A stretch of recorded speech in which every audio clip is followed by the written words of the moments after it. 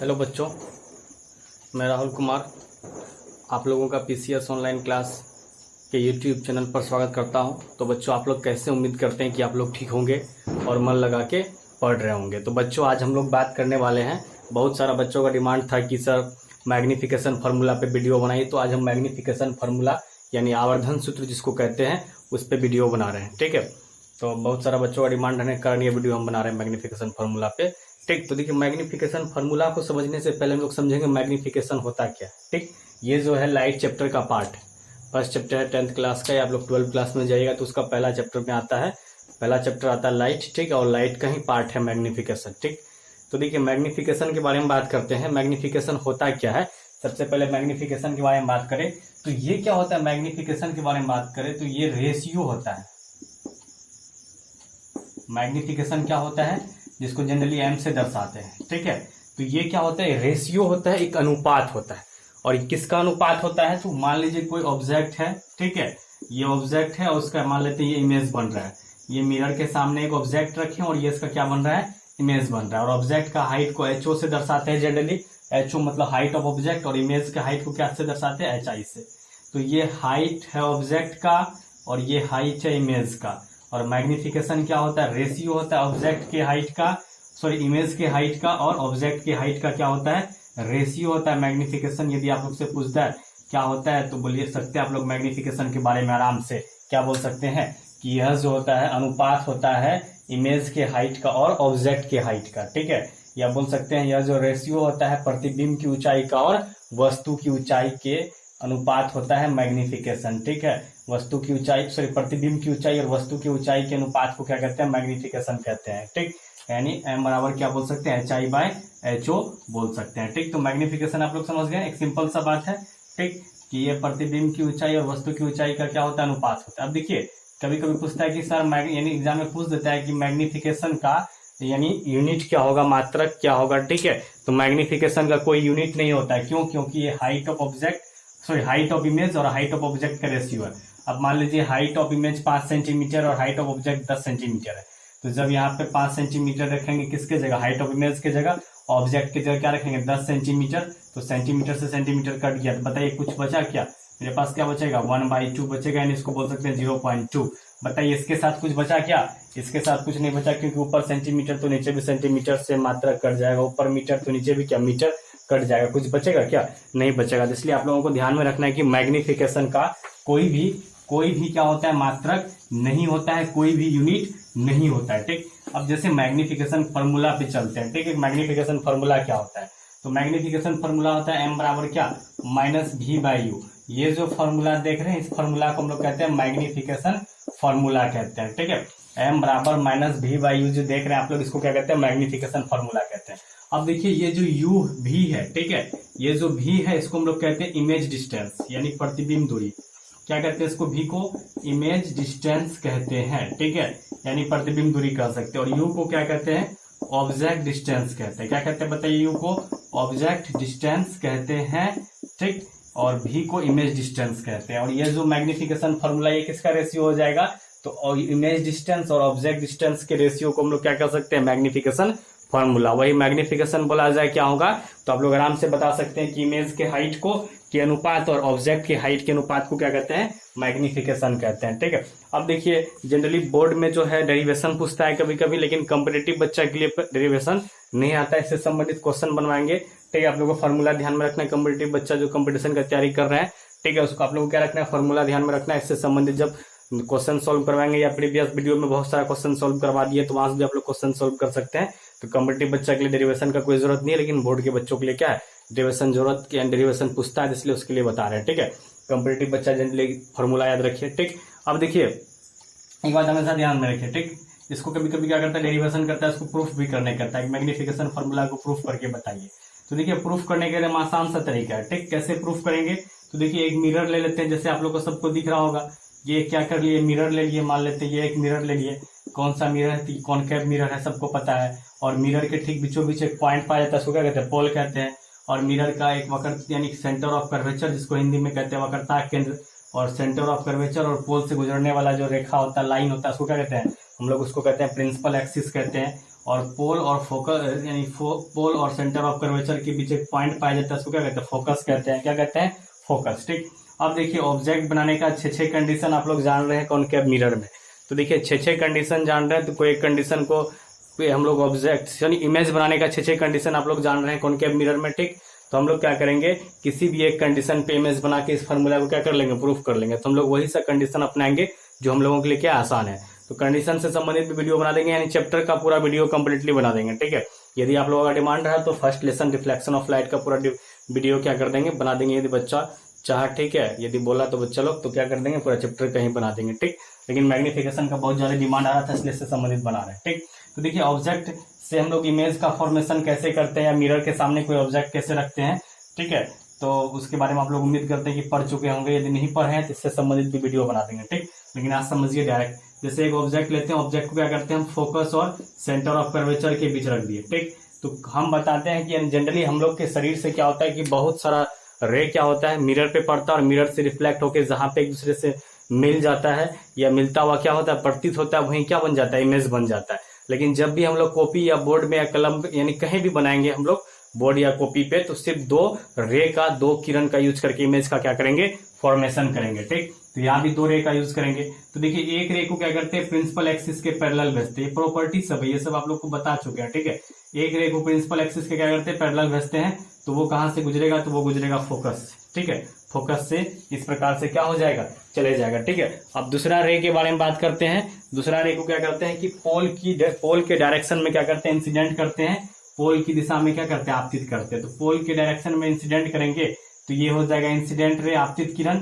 ये क्या करेगा, प्रिंसिपल एक्सिस के साथ ये इंसिडेंट एंगल बनाएगा, आपतन कोण आई बनाएगा। ठीक है, तो परावर्तित किरण भी क्या होगा, प्रिंसिपल एक्सिस के साथ उतना ही माप का परावर्तन कोण बनाते हुए, रिफ्लेक्टेड एंगल बनाते हुए क्या हो जाएगा, परावर्तित हो जाएगा। किरण यहाँ पे एक दूसरे को काट दिया ना, एक रे आया मुख प्रिंसिपल एक्सिस के पैरेलल, तो फोकस से गुजरा, दूसरा को क्या किया, पोल पे इंसिडेंट किए। तो पहला यानी आपतित किरण इंसिडेंट रे जो है प्रिंसिपल एक्सिस के साथ क्या किया, इंसिडेंट एंगल बनाया।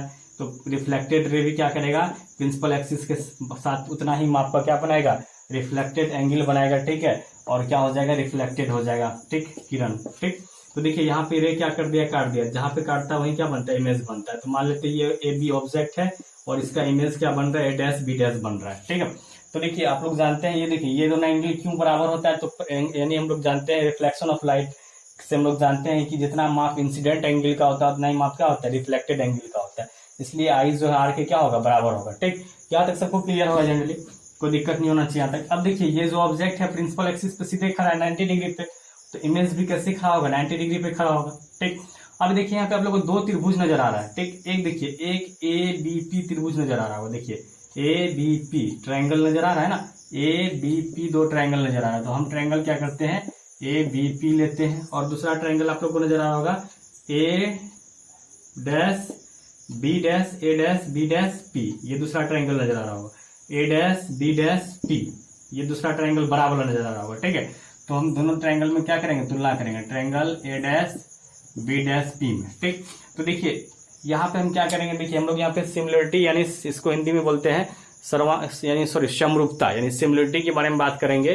ठीक है, सिमिलरिटी के द्वारा इसको क्या करेंगे, प्रूफ करेंगे। वैसे भी आप लोग सिमिलरिटी के बारे में 10th क्लास में मैथ में पढ़े होंगे, या यानी बात करते हैं कॉन्ग्रुएंसी यानी सर्वांग समता के बारे में 9th क्लास में मैथ में पढ़े होंगे। ठीक है, तो उसी का जनरली यूज करेंगे यहाँ पे। तो देखिए सिमिलरिटी का कंडीशन होता है, समरूपता का कंडीशन होता है, बहुत यानी बहुत सारा कंडीशन होता है, बहुत सारा इससे संबंधित क्या होता है, थ्योरम होता है। ठीक है, अलग अलग कंडीशन होता है। तो हम लोग सारा कंडीशन तो भी पढ़ेंगे नहीं क्योंकि फिजिक्स पढ़ रहे हैं, तो आप लोग को एक कंडीशन बताते हैं डायरेक्ट आप लोग समझिए। ठीक है, देखिए 2 ट्रायंगल समरूप कब होगा, तो जब दोनों ट्रायंगल का क्या हो जाए, दोनों ट्रायंगल समरूप क्या होगा, 2 ट्रायंगल के बीच तुलना करें, दोनों समरूप यानी सिमिलर कब होगा, तो जब इस ट्रायंगल का सारा एंगल इस ट्रायंगल के सारे एंगल के क्या हो जाए, बराबर हो जाए। जैसे ये एंगल ए जो है एंगल डी के क्या हो जाए, बराबर हो जाए। ठीक, एंगल बी जो है एंगल किसके बराबर हो जाए, एंगल बी जो है एंगल ई के बराबर हो जाए, और ये एंगल सी किसके बराबर हो जाए, एंगल एफ के बराबर हो जाए। ठीक, तो ये तो एक कंडीशन हो गया। दूसरा क्या कि क्रॉसपोंडिंग साइड का जो रेशियो होगा, इस ट्रायंगल का जितना भी ट्रायंगल साइड है, इस ट्रायंगल का जितना भी साइड होगा, ठीक है, इस सब का क्रॉसपोंडिंग साइड का रेशियो क्या हो जाए, इक्वल हो जाए। जैसे मान लीजिए ए बी के क्रॉसपोंडिंग कौन है, डी ई, तो ए बी और डी ई का जो रेशियो है वो बराबर हो जाए किसके, तो BC और BC के करस्पॉन्डिंग कौन हो जाएगा EF। तो BC और EF के रेशियो और BC और EF रेशियो, BC और EF का रेशियो किसके बराबर हो जाए, तो AC और DF के रेशियो के क्या हो जाए, बराबर हो जाए। ठीक है, तो दोनों ट्रायंगल को हम लोग क्या बोल सकते हैं, सिमिलर बोल सकते हैं। ये सिमिलरिटी यानी समरूपता का नियम होता है कि यदि एक ट्रायंगल का दोनों कोण दूसरे ट्रायंगल के दोनों कोण के बराबर हो जाए और इस ट्रायंगल का यानी इस ट्रायंगल का सारा साइड जो है इस ट्रायंगल के यानी इस ट्रायंगल का जो करस्पॉन्डिंग इस ट्रायंगल का जो साइड होगा और इस ट्रायंगल का जो साइड होगा, जो भी करस्पॉन्डिंग साइड होगा इस ट्रायंगल का, ठीक है। जैसे AB के करस्पॉन्डिंग कोण है DE, तो AB और DE का रेशियो, BC के करस्पॉन्डिंग कोण है EF, तो BC और EF का रेशियो, AC के करस्पॉन्डिंग कोण है DF, तो AC और DF का रेशियो, ठीक है। यानी सारा रेशियो क्या हो जाए, आपस में बराबर हो जाए, तो दोनों ट्रायंगल को हम लोग क्या बोल सकते हैं, दोनों सिमिलर होगा, ठीक है, यानी समरूप होगा हम लोग कह सकते हैं। ठीक, तो ये दो कंडीशन है। ठीक है, तो जरूरी नहीं कि इतना चीज फुलफिल करना चाहिए, हम लोग थ्योरम पढ़ते हैं। ठीक है, जैसे थ्योरम पढ़ते हैं क्या, यदि इस ट्रायंगल का तीनों एंगल इस ट्रायंगल के तीनों एंगल के बराबर हो जाए तो दोनों क्या हो जाएगा, सिमिलर हो जाएगा। और सिमिलर हो गया तो करस्पॉन्डिंग साइड का रेशियो क्या होगा, जितना भी करस्पॉन्डिंग साइड है सबका रेशियो क्या होगा, सेम होगा। ठीक है, सबका रेशियो क्या हो जाएगा, सेम हो जाएगा। ठीक है, तो जनरली मैथ से संबंधित जब वीडियो बनाएंगे तो ये सब भी आप लोग को बताएंगे पूरा डिटेल से, क्या होता है, कब कैसे क्या होगा। जनरली मैथ में पढ़ना है, आप लोग को ध्यान में रखना है सिर्फ दो ट्रायंगल का यानी तीन एंगल अगले दो ट्रायंगल के तीन एंगल के यानी सॉरी एक ट्रायंगल का तीन एंगल अगले ट्रायंगल के तीन एंगल के बराबर हो जाए तो दोनों ट्रायंगल क्या हो जाएगा, सिमिलर हो जाएगा, समरूप हो जाएगा। और जैसे ही सिमिलर होगा तो सिमिलर ट्रायंगल का क्या होता है, करस्पॉन्डिंग साइड का रेशियो क्या होता है, सेम होता है। बस इतना सा बात आप लोग क्या करना, ध्यान में रखना। ठीक, तो देखिए दोनों ट्रायंगल में तुलना करते हैं। देखिए इस ट्रायंगल का ये कौन सा है, इंसिडेंट एंगल आई है, इस ट्रायंगल का कौन है, ये आई जो है इंसिडेंट एंगल कौन सा ट्रायंगल का कौन है, छोटा वाला का एंगल है। और आर जो है किसका एंगल है, बड़ा वाला का एंगल है। और रिफ्लेक्शन ऑफ लाइट के नियम से जानते हैं, प्रकाश के परावर्तन के नियम से, कि इंसिडेंट एंगल रिफ्लेक्टेड एंगल के क्या होता है, बराबर होता है। यानी बोल सकते हैं एंगल ऑफ इंसिडेंट जो एंगल ऑफ रिफ्लेक्शन के क्या होता है, बराबर होता है। तो हम लोग बोल सकते हैं आई जो क्या होगा, आर के बराबर होगा, आई क्या हो जाएगा, आर के बराबर हो जाएगा। ठीक है, उसी प्रकार देखिए इस ट्रायंगल का जो एक एंगल ये है जो सीधा है 90 डिग्री है, 90 डिग्री, और इस ट्रायंगल का एक एंगल ये है, ये भी क्या है 90 डिग्री है। तो हम लोग क्या बोल सकते हैं कि कौन एंगल BAP, कौन सा एंगल बताइए, BAP बराबर क्या बोल सकते हैं बताइए, B'(A')P, यानी ये वाला एंगल। ठीक, क्या बोल सकते हैं, B'(A')P बराबर क्या हो जाएगा 90 डिग्री। और ये कहां से बराबर होगा, ये दोनों लॉ ऑफ रिफ्लेक्शन से, कहां से होगा, लॉ ऑफ रिफ्लेक्शन से क्या हो जाएगा, प्रकाश के परावर्तन के नियम से ये दोनों बराबर हो गया। और ये दोनों 90 डिग्री, ये सीधा खड़ा है तो इस ट्रायंगल का छोटा वाला ट्रायंगल का ये कोण 90 डिग्री है और बड़ा वाला का ये कोण 90 डिग्री, दोनों आपस में बराबर। अब देखिए इस ट्रायंगल का दो कोण इस ट्रायंगल के दो कोण के बराबर हो गया तो इसका ये कोण जो है इस कोण की क्या होगा, ऑटोमेटिक बराबर होगा, नहीं होगा। जैसे मान लीजिए दो ट्रायंगल लेते हैं ABC, ठीक है, और दूसरा ट्रायंगल क्या लेते हैं, DEF लेते हैं। ठीक, अब जैसे ये एंगल 60 डिग्री, ये भी कितना 60 डिग्री, ठीक है, थोड़ा बड़ा कर देते हैं, ये भी कितना डिग्री 60 डिग्री, ठीक है। और ये यदि 70 डिग्री है तो ये भी मान लेते हैं कितना 70 डिग्री। तो बताइए क्या ये इसके बराबर, ये इसके बराबर, तो बाकी जो एंगल बच गया ये दोनों भी आपस में क्या हो जाएगा, बराबर हो जाएगा। क्यों, क्योंकि ये दोनों का सम कितना होगा, 130। तो ये टोटल एंगल कितना होता है, ट्रायंगल का तीनों एंगल का सम 180 डिग्री होता है। तो ये दोनों 130, तो ये कितना बचेगा, 50 बचेगा, ठीक है, 50 बचेगा। उसी प्रकार ये दोनों का सम कितना 130 यानी 130, टोटल एंगल का सम कितना होता है 180 होता है। तो 180 में क्या कर देंगे, 130 घटा देंगे तो ये 50 बचेगा ना। तो बताइए ये दो एंगल जो है इस दो एंगल के बराबर हो गया तो तीसरा एंगल ऑटोमेटिक बराबर होता है कि नहीं होता, आराम से होता है। ठीक है, तो देखिए जब भी एक ट्रायंगल का दो एंगल दूसरे ट्रायंगल के दो एंगल के बराबर हो जाए तो तीसरा एंगल ऑटोमेटिक बराबर होगा। तो बात बोले या ना बोले कोई फर्क नहीं पड़ता है। ठीक है, तो हम लोग क्या कर दिए कि इस ट्रायंगल का दो एंगल और इस ट्रायंगल का दो एंगल के बराबर कर दिए तो तीसरा ट्रायंगल क्या होगा, ऑटोमेटिक बराबर होगा। ठीक है, तो ये बात हम लिखे या ना लिखे कोई फर्क नहीं पड़ता, या लिख देते हैं, मान लीजिए आप लोग का मन किया नहीं सर लिख दीजिए तो लिख देते हैं ABP, इस ट्रायंगल का जो है ABP, ठीक है, ABP जो है वो बराबर हो जाएगा किसका, इस ट्रायंगल का, किसके, तो A' ये B है और A'(B')P, A'(B')P यानी इस एंगल के क्या हो जाएगा, बराबर हो जाएगा। ठीक है, A'(B')P। अब देखिए इस ट्रायंगल का छोटा वाला का तीनों एंगल इस बड़े वाले के तीनों के एंगल के बराबर हो गया ना, तो हम लोग बोल सकते हैं दोनों ट्रायंगल क्या हो जाएगा, सिमिलर हो जाएगा। यानी ट्रायंगल ABP सिमिलरिटी का ये सिंबल होता है। ठीक है, किसके सिमिलर हो जाएगा, A'(B')P के। ठीक है, ये किसका सिंबल है, सिमिलरिटी का ये क्या है, सिंबल है। ट्रायंगल जो है ट्रायंगल ABP जो है सिमिलर हो गया A'(B')P के। ठीक है, अब जानते हैं हम लोग सिमिलर ट्रायंगल का भी बताया ना, करस्पॉन्डिंग साइड का रेशियो क्या होता है, इक्वल होता है। सिमिलर ट्रायंगल के करस्पॉन्डिंग साइड का क्या होता है, रेशियो इक्वल होता है। जैसे AB के बाद यानी संगत भुजाओं का अनुपात क्या होता है, सेम होता है हिंदी में बोले तो देखिए ए बी के क्रॉसपॉन्डिंग कौन हो जाएगा, सॉरी ए डैश बी डैश के क्रॉसपॉन्डिंग कौन हो जाएगा, ए बी हो जाएगा। ठीक है, तुम लोग बोल सकते हैं ए डैश बी डैश का रेशियो जो है, ए डैश बी डैश का रेशियो, ठीक है, ए डैश बी डैश और ए बी का रेशियो, ठीक है, ए डैश बी डैश के क्रॉसपॉन्डिंग कौन, ए बी है, तो ए डैश बी डैश का जो यानी ए डैश बी डैश और ए बी का जो रेशियो हो जाएगा वो बराबर हो जाएगा किसके, तो देखिए इस ट्रायंगल का एक साइड क्या है बताइए, बड़ा वाला ट्रायंगल का ए डैश पी है और दूसरा छोटा वाला का क्या, ए पी है, बड़ा वाला का क्या, ए डैश पी, और उसके क्रॉसपॉन्डिंग कौन हो जाएगा, ये छोटा वाला का ए पी। हम लोग बोल सकते हैं ए डैश पी और ए पी। ठीक, यानी हम लोग बोल सकते हैं क्या, ए डैश बी डैश के क्रॉसपॉन्डिंग ए बी है, तो A dash B dash A B का रेशियो जो है वो बराबर हो जाएगा किसके, ए डैश पी बटा क्या, ए पी। ठीक है, क्योंकि हम लोग जानते हैं कि जब भी दो ट्रायंगल सिमिलर हो जाए तो उसका क्रॉसपॉन्डिंग साइड का रेशियो क्या होता है, इक्वल होता है। अब तीसरा साइड क्या बच गया, ये बच गया बी डैश पी और बी पी। तो देखिए इसको लेने का कोई जरूरत है नहीं, क्योंकि यहाँ पे इसका हमको कोई जरूरत पड़ेगा नहीं। ठीक है, इसलिए इसको छोड़ देते हैं, जनरली लिखने का उसको भी लिख सकते हैं। अब इसको इक्वेशन क्या कर लिए, 1 मान लिए, इक्वेशन क्या मान लिए, 1 मान लिए। ठीक है, अब देखिए हम लोग चलते हैं साइन कन्वेंशन के पास। किसके पास चलते हैं, साइन कन्वेंशन यानी चिन्ह परिपाटी से। साइन कन्वेंशन यानी चिन्ह परिपाटी के पास जाते हैं। ठीक है, तो देखते हैं क्या क्या, देखिए ये ए डैश बी डैश क्या नजर आ रहा है आप लोग, देखिए ए डैश बी डैश ये ऑब्जेक्ट था, इसी का ना इमेज बना, तो ये हाइट ऑफ क्या हो जाएगा, इमेज हो जाएगा। ठीक है, एच आई लिख सकते हैं इसको आराम से।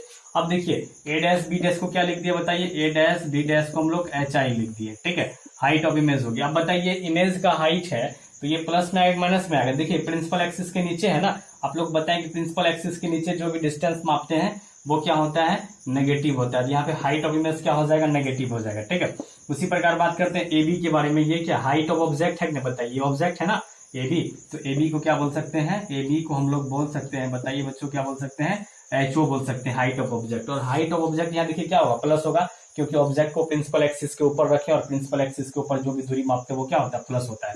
अब ए बी के बारे में बात करें तो ए बी देखिए ये ऑब्जेक्ट, ये पोल, पोल से ऑब्जेक्ट के बीच के डिस्टेंस को, ठीक है, सॉरी ए बी लिख दिया यहाँ पे, सॉरी यहाँ पे एपी होगा। ठीक है, ए बी नहीं होगा, एपी बोलेंगे। एपी जो है किसके, एपी का जो रेशियो, एपी और ए डैश पी का रेशियो जो है इसके क्या होगा, बराबर होगा। तो यहाँ पे क्या आ जाएगा बताइए, यहाँ पे ए बी रहेगा, सॉरी यहाँ पे तो ठीक है ए बी, ठीक है, ए डैश पी पे चलते, देखिए ए डैश पी ये है, ठीक है, सॉरी यहाँ ठीक था।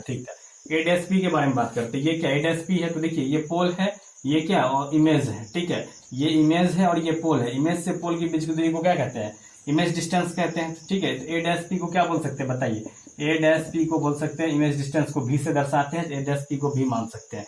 और ये देखिए प्लस लगेगा या माइनस लगेगा, तो यहाँ माइनस लगेगा, क्योंकि इंसिडेंट ये जो दूरी मापेंगे हम लोग, इमेज पोल से इमेज का दूरी मापेंगे, इसको कहते हैं इमेज डिस्टेंस। तो जब भी दूरी मापते हैं पोल से चलना स्टार्ट करते हैं, ये जो चलेंगे इंसिडेंट रे के अपोजिट डायरेक्शन में चलेंगे, आपतित किरण की विपरीत दिशा में चलेंगे।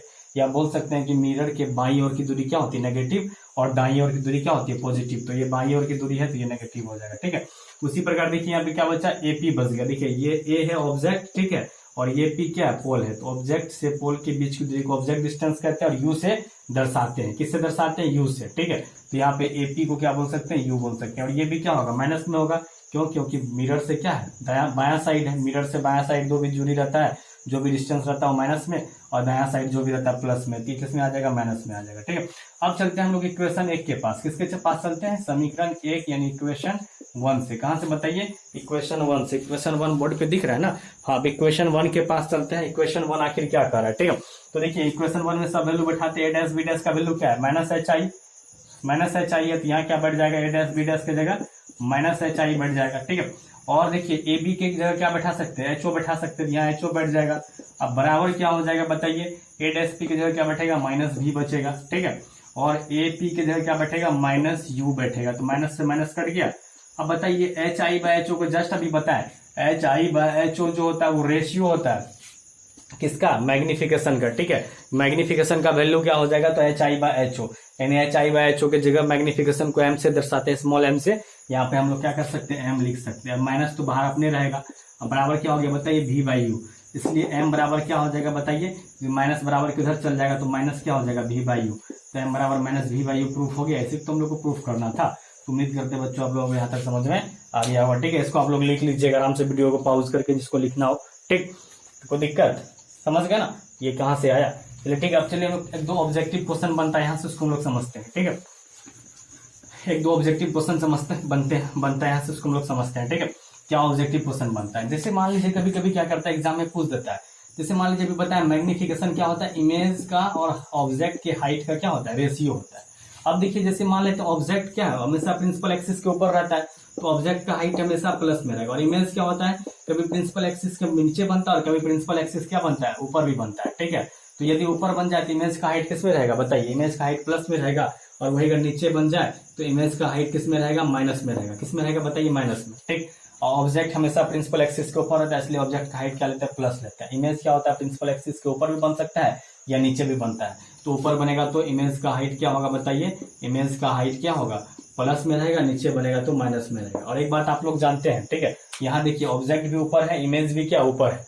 तो ऑब्जेक्ट की अपेक्षा इमेज क्या है, सीधा है, ठीक है। तो ऑब्जेक्ट की अपेक्षा इमेज जब भी सीधा रहता है तो बनने वाला इमेज जो होता है वर्चुअल यानी आभासी प्रतिबिंब होता है, ठीक। और वही अगर ऑब्जेक्ट की अपेक्षा इमेज उल्टा है तो बनने वाला जो होगा यानी इमेज जो होगा, ठीक है, वो क्या होगा, रियल होगा। क्या होगा, रियल होगा। तो यहाँ जब हम मैग्निफिकेशन का वैल्यू कैलकुलेट करेंगे, मान लीजिए, तो मान लेते हैं जैसे ऑब्जेक्ट क्या है, ऊपर है प्रिंसिपल एक्सिस का और इमेज भी क्या ऊपर है, तो हाइट ऑफ इमेज क्या रहेगा, वो भी प्लस में रहेगा, हाइट ऑफ ऑब्जेक्ट क्या रहेगा, वो भी प्लस में रहेगा। तो जब मैग्निफिकेशन कैलकुलेट करेंगे तो किस में आएगा, प्लस में आ जाएगा, ठीक है। तो अब जब मान लीजिए ऑब्जेक्ट ऊपर तो हमेशा रहता है, इमेज क्या रहे, प्रिंसिपल एक्सिस के नीचे रहे, तो हाइट ऑफ इमेज किस में रहेगा, माइनस में, और हाइट ऑफ ऑब्जेक्ट प्लस में रहेगा। जब डिवाइड करेंगे तो वैल्यू देखिए यहाँ पे एक माइनस बचा ना, तो माइनस में आएगा, ठीक है। तो देखिए मैग्निफिकेशन का मान प्लस हो रहा है, क्या हो रहा है, प्लस हो रहा है। जब इमेज क्या हो रहा है, रियल बन रहा है कि वर्चुअल बन रहा है, वर्चुअल बन रहा है, ठीक है। और वही मैग्निफिकेशन का मान माइनस होगा जब इमेज क्या होगा, रियल बनेगा, ठीक है। रियल दिख रहा है ना आप लोग को, क्योंकि ये ऑब्जेक्ट की अपेक्षा उल्टा होगा, उल्टा है, ठीक है, तब ना ये रियल बन रहा है, ऑब्जेक्ट की अपेक्षा सीधा है, इसलिए क्या बन रहा है, वर्चुअल बन रहा है। तो जब वर्चुअल इमेज बनता है तो मैग्निफिकेशन का वैल्यू क्या होता है, प्लस में आता है, और जब रियल इमेज बनता है तो मैग्निफिकेशन का वैल्यू क्या होता है, माइनस में आता है। तो वही अगर एग्जाम में कभी दे दिया जाए कि यदि इमेज रियल है, ठीक है, यदि एग्जाम में दे दे कि इमेज रियल है तो उसका मैग्निफिकेशन प्लस में होगा माइनस में होगा, तो आप लोग आराम से बता सकते हैं कि माइनस में होगा। और वही अगर इमेज वर्चुअल है तो उसका मैग्निफिकेशन क्या होगा, प्लस में आएगा। वही क्वेश्चन में कभी कभी क्या कर दिया जाता है, लिख दिया जाता है कि मैग्निफिकेशन 4 है और बनने वाला इमेज क्या है, रियल है। तो रियल होगा तो मैग्निफिकेशन का मान क्या होगा, -4। वही मैग्निफिकेशन बोल देगा 3 और बनने वाला इमेज क्या वर्चुअल है, तो वहां पे मैग्निफिकेशन का मान कितना हो जाएगा, तो 3 हो जाएगा, क्योंकि वहां माइनस लगेगा ही नहीं, क्योंकि वर्चुअल इमेज आभासी प्रतिबिंब का मैग्निफिकेशन क्या होता है, प्लस में होता है। रियल इमेज का मैग्निफिकेशन क्या होता है, माइनस में होता है। ये बात आप लोगों को उम्मीद करते हैं यहाँ तक समझ में आ गया होगा, ठीक है। तो बच्चों आज के लिए हम लोग इतना ही रहने देते हैं, ठीक। तो यदि आप लोग ये वीडियो आप लोग जो देख रहे हैं, यदि आप लोगों को अच्छा लगता है, ठीक है, तो अपने दोस्तों के बीच शेयर कीजिए, आप लोग भी लाइक कीजिए, ठीक है, और कमेंट भी कीजिए वीडियो पे। यदि कुछ इंप्रूवमेंट का है, कुछ नया टॉपिक से संबंधित वीडियो चाहते हैं तो कमेंट कीजिए करंट यानी कमेंट बॉक्स में, उससे संबंधित हम वीडियो क्या कर देंगे, बना देंगे, यदि ज़्यादा बच्चा का डिमांड रहा, ठीक है। और बात करते हैं कि यदि आप लोग को वीडियो अच्छा लग रहा है तो आप लोग क्या कीजिए, मेरे चैनल को सब्सक्राइब भी कीजिए, लाइक कीजिए, इसको कमेंट कीजिए, ठीक है। तो आज के लिए इतना रहने देते हैं, मिलते हैं अगले क्लास में, धन्यवाद।